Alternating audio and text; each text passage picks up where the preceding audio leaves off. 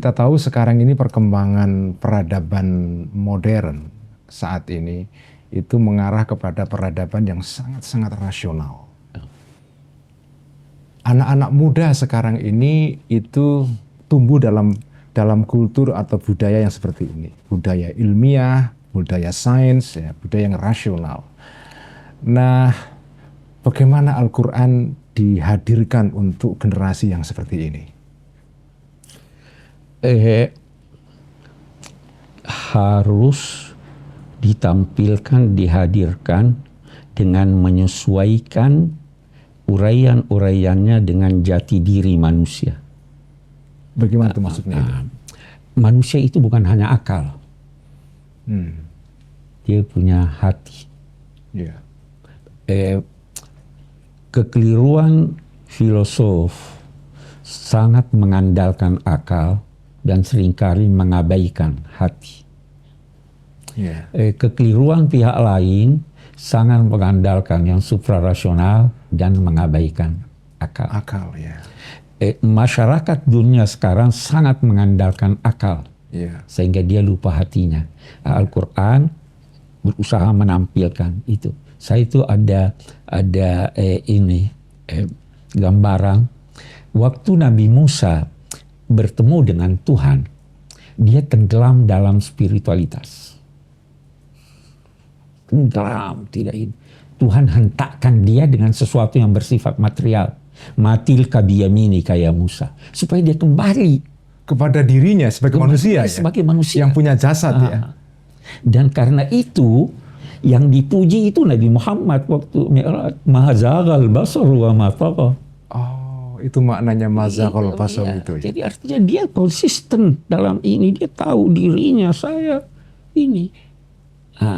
Ada seorang filosof ya, saya beberapa kali kutip itu. Dia bilang kita memang harus mempertemukan antara jiwa dan akal. Islam datang mempertemukan itu. Sebagaimana dulu Zulkarnain ingin mempertemukan itu. Antara timur dan barat. Antara timur dan barat. Barat itu sangat mengandalkan akal. Sampai-sampai dia berkata, I think. Ya, saya berpikir. Kita terjemahkan saya kira. Saya kira. Tapi orang timur berkata apa? Saya rasa. Saya rasa. Iya, beda sekali ini ya. Beda sekali. Saya pikir dan saya rasa. Bagaimana kita mempertemukan fikir dan rasa? Karena itu ada apa namanya? Di kalangan pakar-pakar itu dia gambarkan kehidupan ini setiap orang harus membawa tongkat. Tongkat itu pegangannya halus. Ujungnya kasar. Ujungnya kasar, ya. Jangan letakkan yang kasar itu di tanganmu, jangan juga letakkan yang halus di sana. Tapi gunakan kedua-duanya sekaligus ketika kamu berjalan. Masing-masing punya fungsinya. Masing-masing punya fungsi. Dan karena itu, letakkan sedikit akal pada rasamu. Dan letakkan rasa dalam akalmu. Supaya kamu tidak arogan. Supaya kamu tidak dengan ini, supaya kamu tidak hanyut dalam perasaan. Kita ingin gabung itu. Al-Quran sebenarnya ingin menggabung itu. Jadi kalau dalam tafsir, mungkin ini gabungan antara tafsir yang isyari dengan tafsir yang... Ya, bisa kita katakan begitu. Bisa kita katakan begitu. Ya. Walaupun tidak harus kita menggunakan isyari, tapi ini ada satu hal lagi yang saya ini, kalau masih ada waktu. Itu ada seorang filosof di Mesir. Dia menulis begini.